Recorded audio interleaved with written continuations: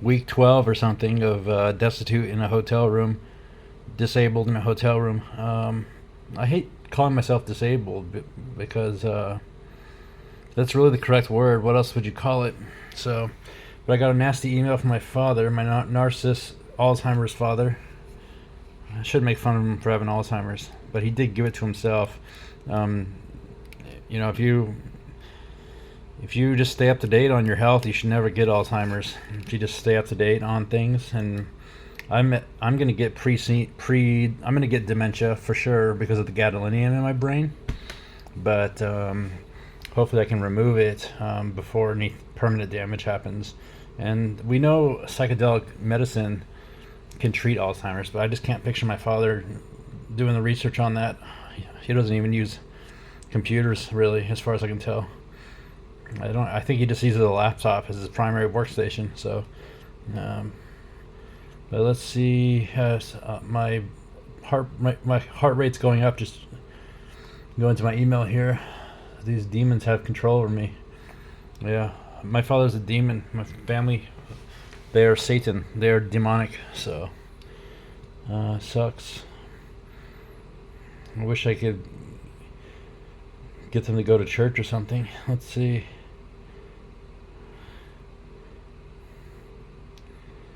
The next phase. So they're just choosing. They're in control. It's all about control. This my whole situation. Sending me to a government dungeon, forcing me to stay trapped in this room, forced me to survive on $200 a week without a kitchen, with all my special medical problems, all my medical problems. It's all about control. It's all about. So they're choosing what I do. I'm 40. I'm almost 40. I'm 39 years old. Why is another man? I don't care if he's my father. Why is another man telling me where I live, what I do? That's crazy. I just need him because I don't have anybody else, and I haven't been set up to get financially independent from my family. I've been dependent on my family financially for 39 years, my entire life. And I guess they thought because I wasn't asking them for anything for years, large in my 20s, I went years without asking them for anything. Instead of contacting my family for emergencies, I would use a credit card, and things just got insane with the credit cards. And I've just been living as a debt slave in poverty, working outside my field in all these stupid jobs. Blow jobs is what I call them. It's a job you do because somebody tells you need to do. Like my mother would just tell me, "Hey, you need to do this job now. You need to do this job now. You need to do this job now." It's like, okay, is that going to pay for my college? Okay, I'll do that. And never pay for my college, never pay for anything. But I've learned now, like, I'm not even going to try college again until I'm certain I can get through the whole semester. Meaning I've got the financial security and stability in my life to do that. And I'm not going to be the poor guy in college anymore either. So, like, all the community colleges I went to, they were in upscale neighborhoods, and I was always the hillbilly in class, and just really, that identity doesn't suit me. So I'm going to be rich next time I go to college. So, and when I say rich, I just mean no poverty. Like, it's so funny when I use the word rich. I think my family's thinking like billionaire. I'm just talking about no poverty. I mean, if you want to call that rich, that's really what it is. Just no poverty. Let's see. So I got his email titled next phase. I have continued to tell you we cannot afford to support you indefinitely in hotels. We cannot afford to support you indefinitely in hotels. Yeah, you're not supporting me in a hotel. You're forcing me to survive in a survival scenario, disabled in a hotel. I mean, to keep me off the street. That's not what I needed from you. I told you I needed to get moved to live out of hotels as a business traveler. Because I'm a business traveler, right? I'm a trucker who's between jobs, right? So, that's right. A hotel is not a home. Yeah, you have a home. You have room for me. You choose to not accommodate me. They've been choosing to not accommodate me in the family home for over 10 years now because they're concerned about their drywall getting damaged. I think they're concerned I might get angry and punch the drywall. I mean, maybe don't torture me in your house and I won't have to punch the drywall, But I mean, it's not that expensive to repair drywall, if you just don't. But I mean, when they trap me in their house like they did before with no car and no income and not moved in there, just camping in their house, and then the dog's barking and pissing on the floor and stuff, I can't deal with that. And there's no food, starving me and torturing me in the family home. You should expect people to lose their mind eventually and lash out in anger. They create a boiler, they create a pressure cooker environment in their home, and then when I break down and have an autistic meltdown, I get punished by being forced to go be homeless. So that's not family, that's trailer trash. I gave you 4 weeks notice 2 weeks ago that I stopped paying for your support. You're not supporting me, dude. I don't need support. I mean, I need support, but this is not support, man. 5 days a week of forced fasting, restricting not letting me see a dentist, that's not support, man. That's something else. That's keeping me out of the house and paying a fortune.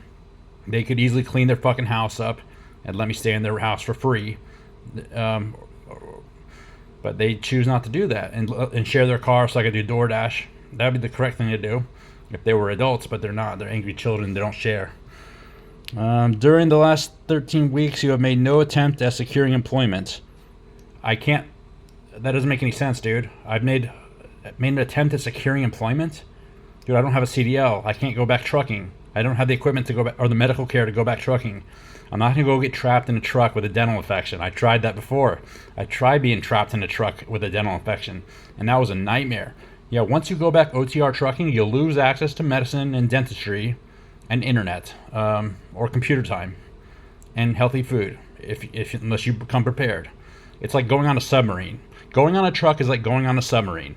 You got to be prepared before you go into the submarine, because you can't go back to the surface whenever you need to. So I tried being homeless in a truck with a dental infection, with all these untreated chronic illnesses, without the correct equipment, and it was just a survival scenario, and didn't make any money. So are we trying to get me to go back trucking to make money, or are we trying to get me to go back trucking because you just want to trap me in a truck and defer the cost of my hotel to a trucking company? See, they're still not taking responsibility. They can't take responsibility. They literally don't have the psychological machinery to take responsibility. So I'm taking responsibility. I'm telling them my responsibility is just to dictate my needs to these people who are supporting me, and to give them a clear roadmap to independence. Now, I'm not going to be totally financially independent for my family once I'm back on a truck, because what happens if there's an emergency, then I got to come home. But it's better than this situation. But and it's also the only clear path I see for the lowest cost. Now, obviously, if my family wanted to give me medical care, if they wanted to furnish a home for me, if they wanted to pay for me to get a industry certification, some education in my field, there's other paths but for the lowest cost, it would just be cheapest just to get me back on the truck, and quickest, because I know how to do trucking and I can get a CDL very easily. So that's the cheapest, lowest cost. But they just refuse to take any responsibility. So they think they've been supporting me to lay in bed, dude. Jail. This is just a step above jail, dude.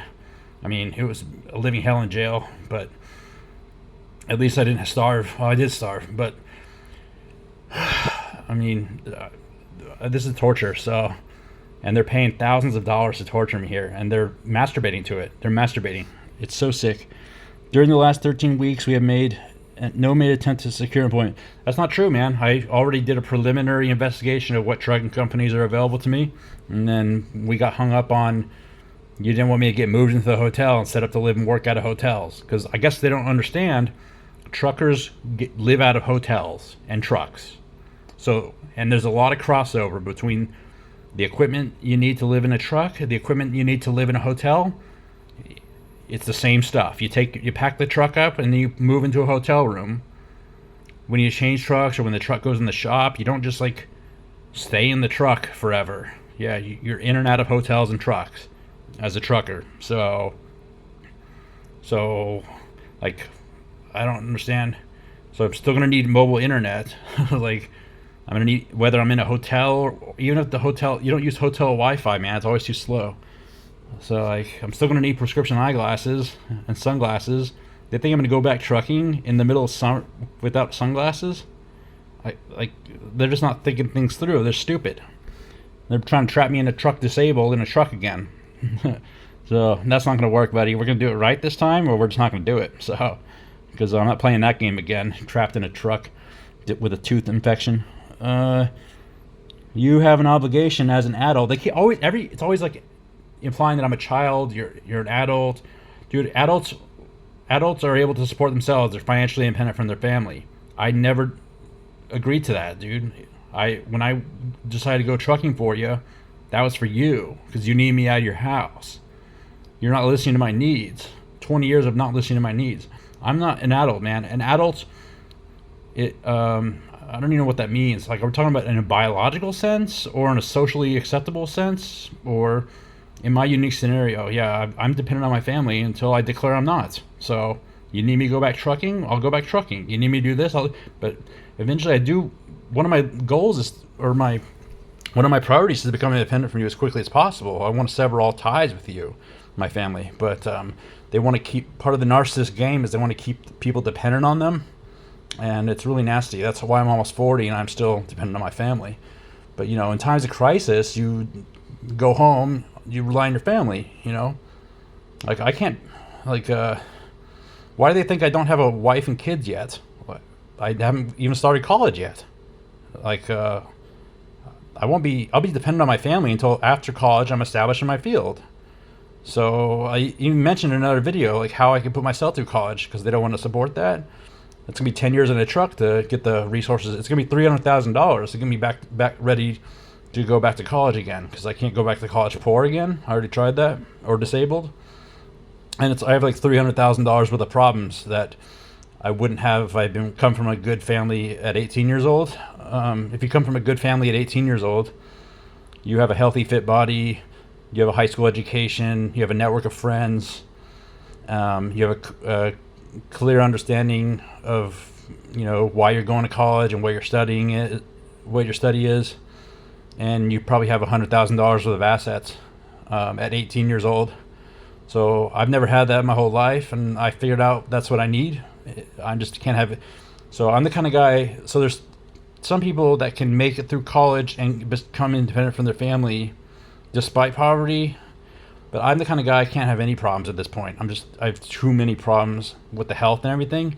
So when I start college again, I'm going to be worth $100,000, and I'm going to have the body of an athlete and no problems whatsoever. And so I'll be an adult, a functional, independent adult man at that point, and long before that. But I'm not there now. Yeah, I don't get to choose where I live. I don't get to choose any. It's about what you get to choose, what your options are, Like, my family's been trying to narrow my options down into blue-collar, disabled hell and criminality and stuff. And the whole time I'm, like, speaking out. I'm telling them exactly what they're doing wrong and how we got to fix this. But I don't need to live in a hotel. They have a 5-bedroom house. They just got to clean it up and get rid of the animals, and probably spend $10,000 deep cleaning the house and air purifying and remediation and stuff. And I could live there with them, But that's probably more than they want to invest in their home, So, and plus, I don't want anything to do with them. So it'd be better if they just support me to get moved into the hotel, so I can use the hotel as a launch pad to go back to a trucking company. And instead, they're just paying to torture me here on a shoestring, torturing me in this hotel room. And it's not even a nice hotel room, This is just a budget hotel room. So this is not functional for me. I've told them exactly what I need to get moved in. But let's continue the email here. You have an obligation as an adult to work and provide for yourself. Yeah, and tech workers like me provide for themselves working in tech. But you didn't want me to get an education. So we're hung up on, how do I get an education without any... I had to, like, this is going back to when I was a kid. I got to raise myself, be my own parents as a kid. So it's actually really infuriating because I was my own parent. I've been independent from my family my whole life, essentially. They just don't provide, nickels and dimes here and there. That's not providing, dude. They're not taking ownership. They're not taking responsibility for being my support network, my social safety net, and that's the role of a family. So it's the role of a father. And So this is a huge problem, this psychological problem that he has, and he's paying his retirement money to keep me living in a hotel down the street from his 5-bedroom house that has plenty of room for me. And I need that money. I have all these financial problems. I could have used the money he's paying to torture me here. But on principle, he will not clean up his house and will not accommodate me in his home. Because I guess 15 years ago I punched his drywall or something. So that's the kind of man he is. He's worried about his drywall. He's paid tens of thousands of dollars. What it actually is he can't stand having me live in his house and then putting a lock on the door and having personal boundaries. See, if I live in his house, I have to be able to let him come in my room and yell at me whenever he feels like it, and deal with his violence and his abuse. And because I took a stand against him, that's why I'm being punished for 15 years and not welcome in the family home. But I don't want to live there anyway. It's fucking, I can't breathe in there. Like, it smells like an open sewer, like a dog kennel, like a zoo, like a rat net, like a rat cage. That's what it's. I'm assuming. I haven't been in this house. They keep changing houses every few years, but I think this house, every house they move into a house and they move into a house and they turn it into a festering disgust. They destroy the interior. He's worried about me punching the drywall. Meanwhile, he got animals shitting on the furniture, peeing in the kitchen, drooling on the walls, just disgusting. So your bad decisions got you to this place. I can't read this shit. My bad decisions, I chose to get healthy and go to college. Whatever I got to do to be allowed to do that, I'll do that, and that's how I ended up here. I was forced into it. They rushed me out of my apartment. They provided an apartment for me over a year ago. 2 years ago, they provided an apartment. I convinced my mother to rent me an apartment, a cheap studio, and in a hurry. And we were doing it fly by the seat of the pants as usual, no planning or anything. And then it didn't work, obviously. It turned out the studio I picked out had a water leak, and it was moldy. And they wouldn't let me change apartments, so I was trapped in that one. It would have cost a few $100s to change apartments to a non-toxic one in the same building. And then they wouldn't let me furnish it. And look, I'm taking responsibility for that. I didn't know how much it costs to furnish an apartment these days with inflation and what my needs are. I had no idea it costs $60,000 to furnish a home for me. I was thinking maybe it would only cost 10 or 20. But they still have to furnish a home for me, because I can't furnish a home for myself, and they never furnished a home for me when I was a kid. That's part of the reason I couldn't do homework, in the family home. This is a home wasn't furnished. It wasn't furnished in a way that worked for me. Like maybe it was furnished in a way that worked for their budget or something, but thrift store furniture didn't work for me. So I like clean. I have a certain aesthetic that works for me and stuff, and my home didn't work for me, so I couldn't live there and couldn't be functional. It's all about your home is supposed to be an environment that brings out your creativity. It's calming, functional, represents who you are. You can tell a lot about a person just by visiting them in their home. You can see how they live, and that's how you can kind of judge someone, someone's character and stuff. It's kind of superficial. But if you go visit my parents and you see the dated interior and the feces on the floor and the smell hits you before you walk in the door, those kind of things, you can kind of make an assessment. It's a pretty good way of evaluating someone, so. But crazy emails in order to. You've wasted so much time. Yeah, I'm not wasting time, dude. I have nothing to do here. I'm trapped here. I don't have internet. I don't have food. I'm out of food again. So I'll have to continue this in another email. But this in another video, I'm running out of breath. But this is abuse, and it's a silly game they're playing with me, and I don't want to be a part of this. I don't want anything to do with this. Please let me go back trucking. I've given him exactly checklists on exactly what I need to go back trucking, including the medical care I need, all the equipment to live in trucks and hotels, everything. And it's a lot of money, but it doesn't have to cost him anything.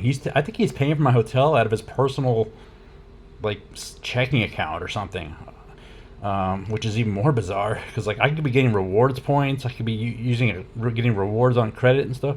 there's not. I don't think he's doing any of that. He's wasting money and being what's the word, haphazard, foolish, careless. Um, so this is a bad situation for him. Bad situation for me. I'm trying to give him a way out. I just want to get away from this fucker, and these threatening emails telling me I'm gonna go to jail and making demands of me that are unreasonable. Like I'm not functional here, dude. I told you, once I get moved in the hotel, I'll be functional. There's a certain way I live out of hotels as a professional business traveler. This is not that. I don't know how to do dishes in the sink without a sponge, for example. Like, it's just stupid stuff you don't even think about. When you turn a hotel into a full-time living apartment, essentially, they're not set up for that. You have to bring your own stuff. They don't provide, the hotel doesn't provide, it just provides like a bare minimum so they can say in their marketing they have Wi-Fi. The Wi-Fi doesn't work here, dude. It doesn't work here. So, yeah, it works on my phone, but it doesn't work on my laptop. So, the hotel doesn't provide clothing, I have to provide my own clothing. You have to provide your own stuff when you move into a hotel room. And I'm an expert at this. I've been doing this for 10 years, living out of hotels, ever since my family made me homeless. It's a very stupid, expensive way to live, very precarious and foolish, especially someone like me with my spinal injury and stuff. I need to sleep in a special way, and I have special requirements, but I can, make it work, but I'm trying to give them all I can, but they're not listening. Threatening to turn me into a ward of the state. What does that even mean? Isn't that like a foster kid? Yeah, I'm a 40-year-old man. I just need a father to provide what I need to go back to my job. Which he chose for me to be a trucker because education wasn't allowed. So that's where we're at here. I just keep repeating, hey, this is what I need from you to let me go back trucking. And it's not a negotiation. It's not a negotiation. I do have to see a dentist before I go back trucking. I do have to get prescription eyeglasses. I do have to get sunglasses, prescription sunglasses, and they can't be, the wrong kind. I know what works for me and what doesn't. I do have to get on prescription medication, modafinil. That's not optional. I do have to get modafinil. I do have to use CPAP. I do have to dress myself properly, groom myself properly, cook healthy, control my food. So I have food sensitivities. I can't be eating gluten or glyphosate or any of these horrible chemicals. I eat only real food only, real human food only. So, and thank God it's available at Walmart, but you do have to cook it. And you can't microwave a beef steak. You can't microwave steak or eggs. You can't cook eggs in a microwave oven. I mean, maybe you could, but not properly. So, yeah, so they're trying to force me to live their way, like this distorted 1970s view of living. And because I can't plug into their mold that they've created for me, therefore I need to be criminalized or institutionalized or something. It's fucking dark and demonic. Yeah, hopefully I'll be allowed to go back to college or go back trucking. But yeah, I do have to go back to college. And, yeah, when can I start working in my field? That's crazy. They've stolen so much from me.